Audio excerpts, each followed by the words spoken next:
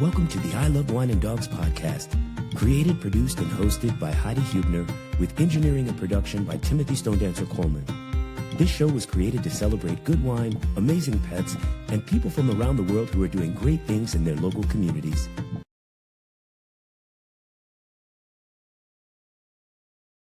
Welcome, everybody, to Season 2 of the I Love Wine and Dogs podcast. I am Timothy Stone Dancer Coleman, producer, co-host, and engineer for the show.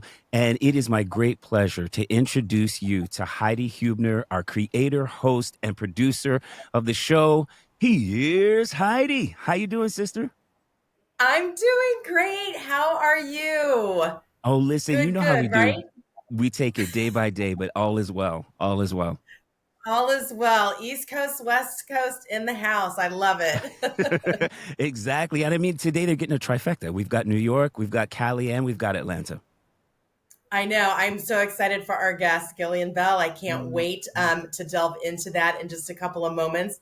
You guys are going to love her and just be in awe of everything that she does. But so Tim, what's new on your plate? I'm really happy to say things are settling into almost into like the perfect groove, right? I know that, we are always where we're supposed to be, and it all happens in the energy time that it is supposed to happen. And I am closer than ever to seeing the fruition of the homework. So I think that this last year you guys have gotten to know my brother. And so, a lot on his plate is still more than most people have on their plate. But I'm glad to hear that number's gone down a little bit. It definitely has 50 projects instead of 65. But yeah, listen, I'm getting at them as quickly as I can. And on that note, it's kind of segues into, we talk about if we're patient and like the universe, whatever higher power you believe in, you are always guided. And Yes. man, if I'm here to witness just a couple of things where I really just turned it over and I was like, that was the easy button. Hello, instead of pushing and this and that. And it was like, oh, wow, I'm calm because these things that I wanted to happen that weren't happening as quickly as I wanted them to are now falling into place. That's exactly right. I feel like this is a good segue to introduce our guest because, man, if she doesn't speak and do all of this, woo. Oh, yes. Take it away, she Tim. does. All right. So this episode will focus on Gillian's work in wellness throughout New York City and beyond. Her curriculum, The Tree of Life, has been implemented in schools, colleges, community centers, as well as online. Gillian recently purchased land to build a retreat center called Aramenta. Aramenta is also, for those of you history buffs out there, it's also Harriet Tubman's real name. It will house buildings for retreats, for people to do their yoga practice, for so much more. To create a space and an environment that they can clear that energy out of their head and feel and go inside themselves and connect. That's why we want them to put the hand on the heart. And some will say, I don't feel my heartbeat, Miss Yoga. It's like, it's there. You're not quiet enough. Gillian, welcome to the show. Oh, thank you so much, Tim. You're always so I'm like, who's he talking about? That's me. When you can celebrate yourself that way sometimes because you're so in it. So this is the wine I just wanted to share before we delve into the interview with you. I've been on this French rosé kick. Yum. And this is one, Rue de Pearl. You can get this anywhere, any grocery store, but it's just there's something about the French rosés. It's just light and crisp and clean. I don't know what wine is your fave. I know Tim likes the reds, but dry wine. I'll take a white, a rosé. Even rosé, I just don't like sweet or fruity. I like the crisp, clean, dry wine, whether it's red. Rosés are my fave. I really love them. Okay, you have to try this because it's dry. I don't like sweet wines either. Yeah. I mean, I think this is like $8 or $9 at the store. Wow. At the grocery store. But anyway, we'll post a better picture of that. But oh my gosh. As a child, what were you, Gillian, the most interested in? and talk about that dynamic growing up. I was always a dreamer. I was a daydreamer. Mm. I was the one that sat near the window just so I can look out the window. I didn't, and I was also very sensitive. I was really a crybaby. And I was born in 1963. So there was a lot of pain and joy in that era.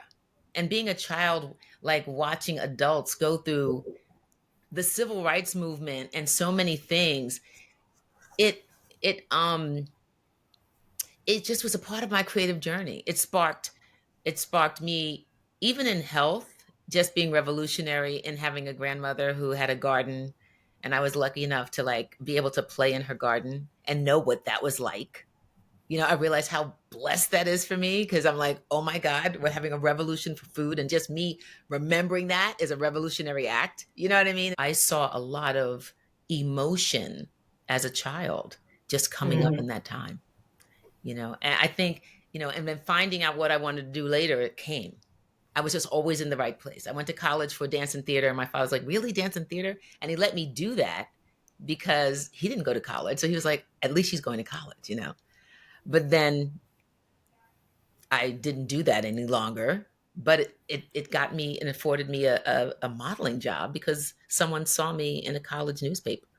And then I got into fashion. So nothing was ever like, this is actually what I want to do. It was always like the garden, right? Like the soil, like even like the tree of life curriculum, the living curriculum is like, what's in the soil, what sticks, what's the trunk of support that branches you out into things that you can recognize that your talents prepare you for as you're like cultivating yourself.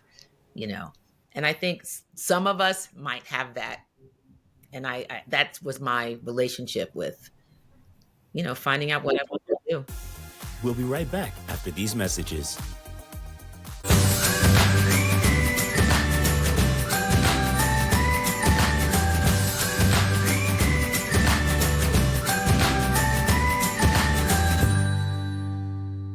Watch season 1 of I Love Wine and Dogs on Spotify. Wherever you live, go to your local shelter or work with your local rescue group to bring in your new forever loving baby if you're ready. Remember, you got to make sure you're ready for this commitment, but you can foster, you can volunteer. There are so many other ways that you can give back and help your fellow community in the pet world. Like, share, and subscribe on Facebook and Instagram at I Love Wine and Dogs. Welcome back to the show. So Gillian, would you say I love that story about being in the garden, and like, yes, how fortunate you were able to do that, because many children have never experienced that. So would you say your grandmother was a big influence or a role model for you without even knowing it? Yes. Well, I knew it. Like, I knew who she was in my life because she was everything. I was fortunate enough to be able to go upstairs into her world. I lived right downstairs. My mother and father lived right downstairs. So for me, I got up if I wasn't already upstairs, and I was in her world. I was just in her world. So you were dancing and you were modeling. And then where did you go from that? Dancing and modeling. And when I modeled, I stayed in fashion houses. Like, I didn't move around like a lot of models. I never went to Europe. I stayed in the States. And I stayed on 7th Avenue. I worked with designers like Anne Klein and Charles Nolan and Ellen Tracy. So I'm going to jump because I know it's rich. Your book. Okay. Because you're talking about this, and I need to bring this up now. I love this book, and I'm going to read something in the foreword that I'm actually going to type up, and it's going to be one of I have a little area where I have things that speak to me. And so this book I'm going to say this is a book for everybody. So in the foreword, it says, Are You Aware helps young children recognize and appreciate these simple joys. Are You Aware is the start of a continuing conversation with our children or adults, I'm adding that in there, about the love of life and respecting the world around them. We are all in the soil. We all need to do this, and it starts with the children. It is a message of hope for our complicated world. Are You Aware can open new avenues of curiosity about how we each can keep our world clean, safe, and joyful for everyone. It's a catalyst for exploration and participation in protecting an environment loaned to us, and they will pass this on to generations. That what I just read. Thank you, ma'am. Every school should have this book. Every library should have this book. So I'm putting this out there. Anybody, all of our listeners, people watching the show, and to the universe and our higher beings. So That's right. That was me, my dear. Thank you so much. thank you for writing this beautiful book. Thank you so much. That book came to me. It was the easiest moment. It was me speaking to the inner child that used to look out the window. That's what that book is. It's just that. And I say this to my teachers, and it's like, the best thing you can do as when you share practice is to assess what you need in the moment. Because if you assess what you need in the moment and really share that vulnerability and do that practice, because you have the tools, you know everything, you're going to realize that people in that room needed that, and they didn't know it and you didn't know it. But what you did was you were able to share in an experience that was going to elevate you without having to think you had to come up with something different.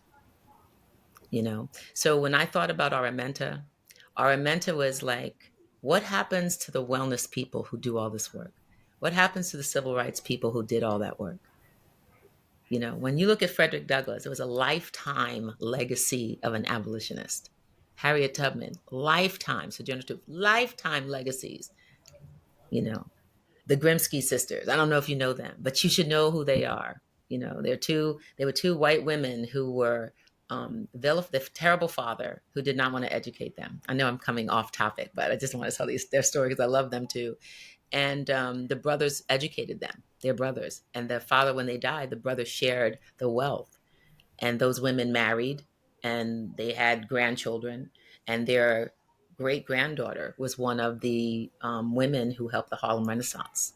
She was, and her story, like these stories, like this is how we got here. I always say to people, do you know what it took to get here? So that's Aramenta, like what it took to get here. To remember these people who did all this work. And then I remember myself, right? Then I can honor me. And then I'm really honest about wellness, right? Because I'm like, you do this, you create this, like, what do I need? Because I know if I need this, God, Heidi, you'd be like, Gillian, this is great. I know. I'm like, right, Heidi? Yeah, this is great. I was like, yeah, then it's an exchange. It is going to happen. And we're going to have to take a quick break for a public service announcement. So stay tuned and we'll be right back with Gillian Bell. We'll be right back after these messages.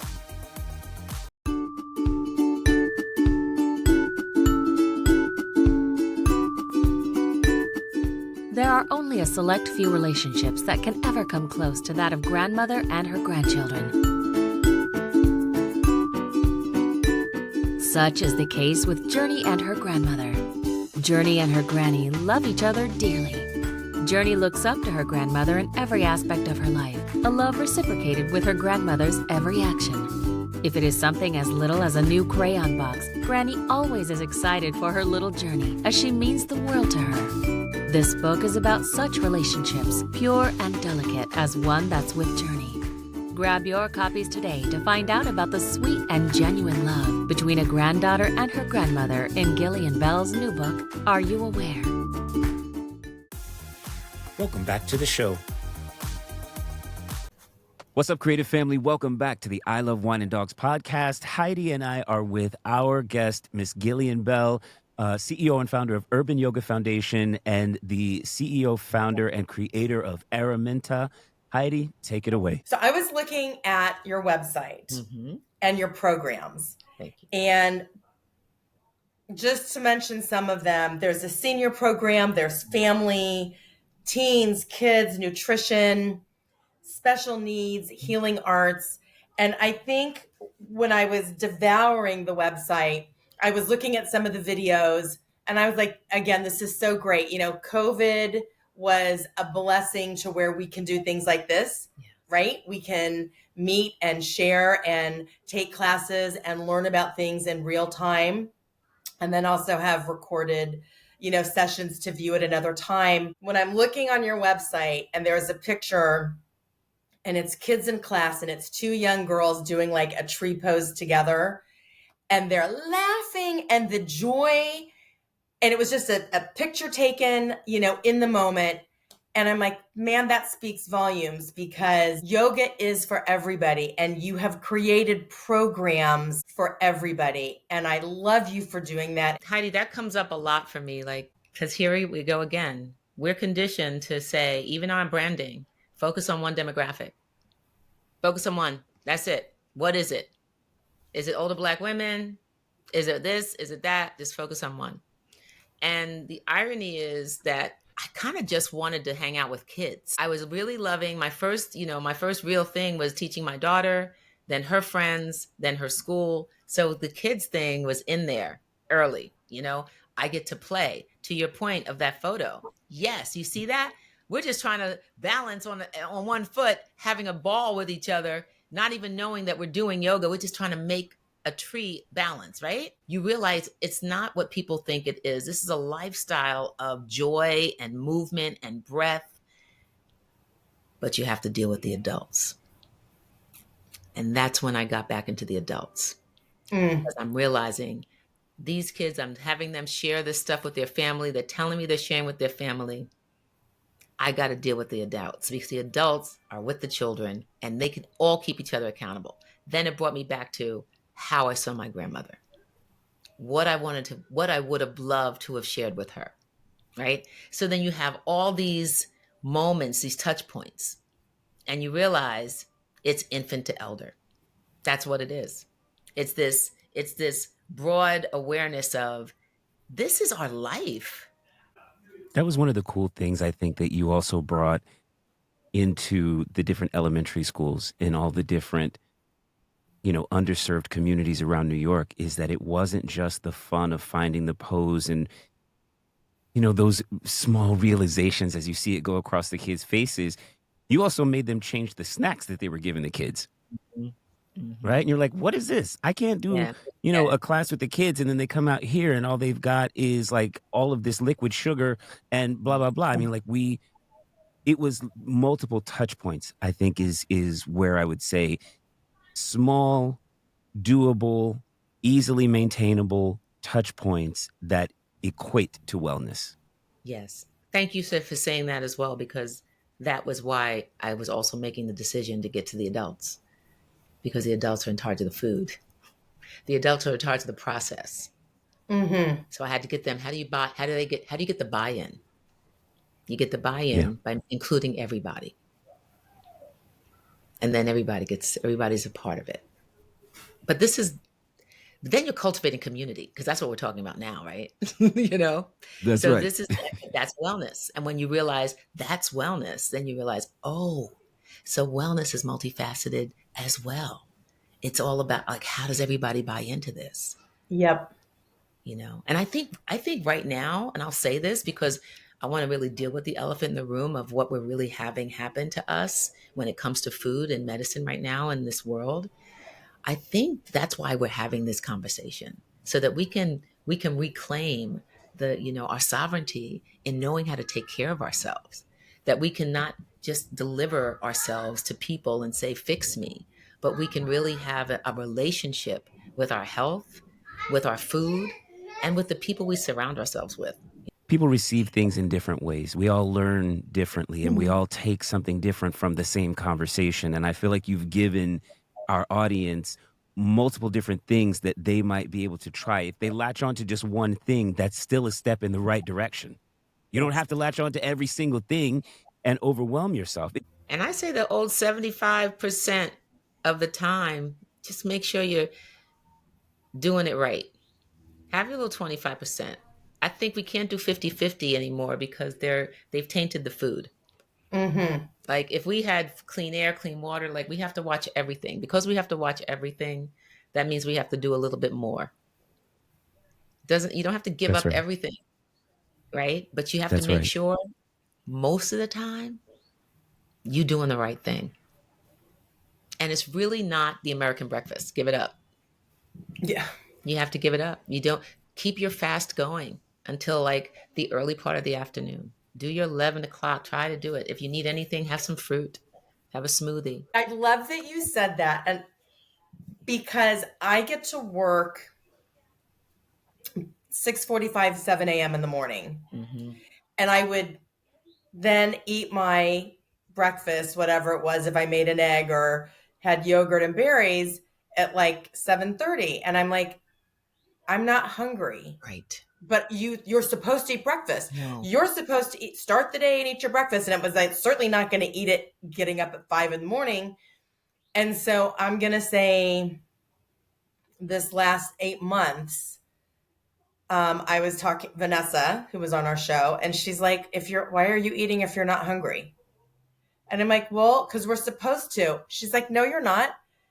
So I eat when I'm hungry now. So I have my coffee or my mushroom coffee. And if I'm hungry at 10 or 10:30 or 11, then I normally just eat lunch because I'm like, I don't need breakfast. So I'll eat. And it's amazing. It's like, why? Hello. But this is the conditioning. So understand. And this is why, and I'm sorry to bring up that brand again, but this is the conditioning, right? So the conditioning is, how do we condition them? That's more food, more snacks, right? Mm-hmm. That's why 3 o'clock, 4 o'clock, you're ready to fall on your face. And then what do? That's your coffee break. And now I got you having more snacks. So this is the deal. And this is what I got from my grandmother as well. She woke up, the first thing that she had was hot water and lemon. While you're not hungry, your body's still digesting from the night before. And you get ready to do what? Put stuff on top of it. Eggs, bread, stuff.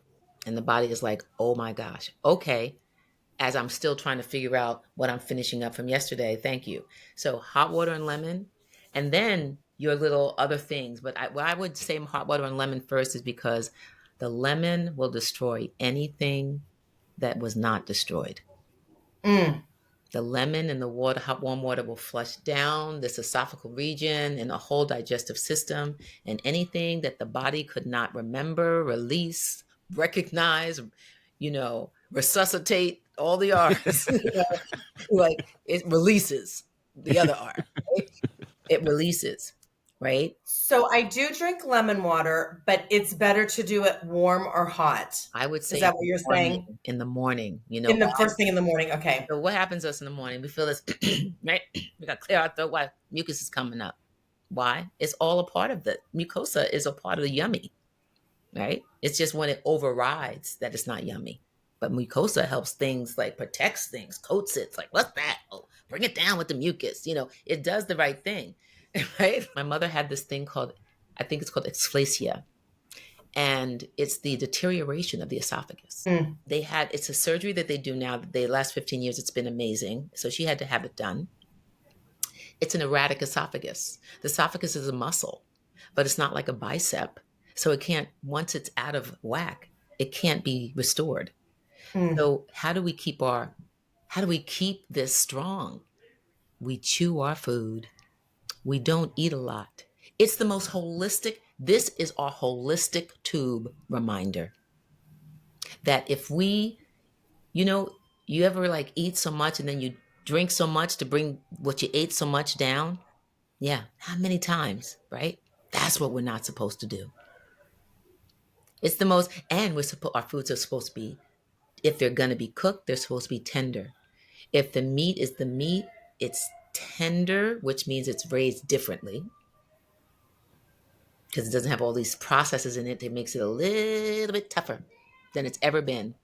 And we don't need a half a steak or a half of whatever that people, and I'm bringing up meat because there are a lot of meat eaters, and that's fine. But where are you getting it from? How's it made so that your body can recognize it and digest it? It can heal itself. And sometimes it's like, maybe if you're not vegetarian or vegan or doing the thing, maybe 4 times a year, you just say, I'm going to detox. And I'm just going to eat differently for this weekend or this week or this moment, and allow your body to catch up with itself. But I say your first meal after that hot water and lemon or whatever that is should be about between 10 and 12, and it should be raw. It should be, first start with a fruit salad or something, because your body's going to need the sugars and they need the fiber. And then you can bring your greens or your soups and your stews. But your biggest meal is that moment in the afternoon, because you're going to burn that off. It's going to be gone, And then supplement is the supper. And that's why it's called supper. And that's before 6. We have to be aware. Right, Heidi? Are you aware? She put that book right up there. Thank you for that. I'm going to do it again. Are you aware? Are you aware? Heidi, can you show the back cover as well? Yes. And this is the beauty of, this is for all of us everywhere. The front cover is like me. It's me and my granddaughter, surrounded in the circle. But the back cover is women and mothers everywhere. Just sharing, awareness and sharing our ways, right? Absolutely. Thank you for going deeper with me. Audience, I want to say, viewers, listeners, people who are just checking us out, we did a lot of traction today. We covered a lot. And that's what happens when you get in the soil. I used to be a little girl, look at my fingernails and my hands, say, why am I so dirty? I was like, what's happening? Because you was playing in the soil all day, but you didn't realize it. And it was different. It wasn't like this dust that we have. It was soil. Yeah. It was packed. It was rich. You could do that and get it off you, or if it was muddy, it stayed on, you had to wash. But usually it's just packed rich soil that was just like. On that note, we have to get one more PSA in. So we'll be right back with Gillian Bell, everybody. Thank you. We'll be right back after these messages. Coming up on the next episode of I Love Wine and Dogs. Big wineries that are making a lot of wine want to make a consistent product. It's a bad analogy, but fast food. You want a McDonald's hamburger to taste the same in New York as it does in California. With the types of wines that we make, they're different every year. Like, share, and subscribe on Facebook and Instagram at I Love Wine and Dogs. Welcome back to the show.